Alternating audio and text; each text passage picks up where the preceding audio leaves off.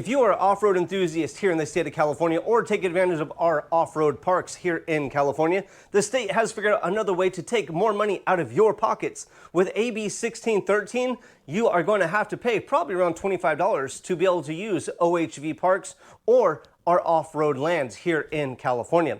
Stay tuned. In this video, I'm going to explain everything to you. AB 1613 is going to cause you to have to go through a safety training course, just like the boater safety training course, but this is going to be for OHV vehicles or OHV users, off-road vehicle users here in the state of California. I'm going to explain everything I know in this video and let you guys know when this should apply, who this will apply to, and everything I know. Like, subscribe, share. Check out the video library for a ton of automotive helpful DIY videos and emissions deregulations videos. This really isn't a normal subject that I cover, but I was watching the Appropriations Committee meeting yesterday following some emissions deregulations bills that I'm paying attention to, especially the E85 bill. That's what I was watching. And this bill came up and I'm like, wait, the state of California wants to take more money from more people by charging $25 for them to take a safety course?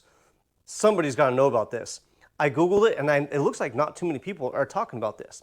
All right, so what is this? We already pay registration, we already pay taxes, we already pay for a driver's license. Now the state of California wants OHV users, off-road vehicle enthusiasts here in the state of California that use public lands and public state parks that are going off-road with not just motorcycles or ATVs, but also your Jeeps, your Broncos, 4Runners, your actual vehicle that's already registered for the road. Users of those vehicles in these off-road parks will also be subject to having to have this, I'm saying license, but it's more of a safety card. Just like the boater safety classes that we already have to operate a boat in California, you have to take a boater safety class and get your little license or certificate. This is gonna be the same thing for OHV users or off-road vehicles drivers here in the state of California. Also, this is going to apply, it's going to change a little bit of the rules.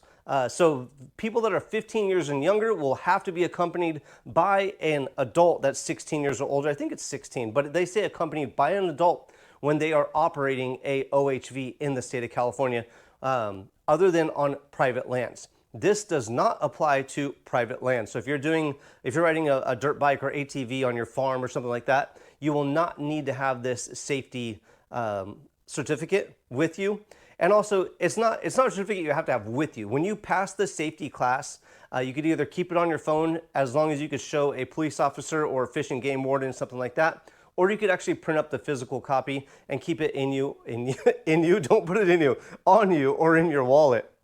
So it's not just motorcycles, ATVs, it's registered vehicles, because you see a lot like on the Rubicon trails or Ford Air, I think it's Ford Air, off-road vehicles, Jeeps, Broncos, they have California registration. They drive their vehicles to these locations to go on these off-road trails. They're already registered. But if you're operating a vehicle on those trails, you'll have to have this safety card as well. While doing research and reading some of the comments that the supporters of this bill are saying, such as some of the senators or representatives that support this bill, this is why they say it's needed. It's going to improve rider safety, reduce accidents. It'll teach trail teach trail etiquette. Jesus. I'm not the best at reading, can you tell? It'll teach trail etiquette, okay? Not adequate, etiquette. It'll help protect public lands by making people knowledgeable of how to care for public lands, and it'll also help new riders understand the rules. These are legitimate goals, and safety is at the utmost importance when it comes to this safety training. Now, if you don't have this safety card or this, what is they referring it to? This operator permit, I guess they would be called. If you don't have this, the first penalty will be a $100 fine and you'll have to go take the class. Your second one will be a $250 fine and so on. If you are not a California resident and you are taking advantage of our off-road parks here in the state of California, you will still need to have this permit or this, where do we see, what are they calling it?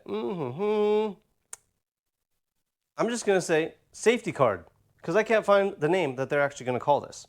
So I hope I answered everything that you guys might be wondering or questioning about this. And if I didn't, comment below and ask away.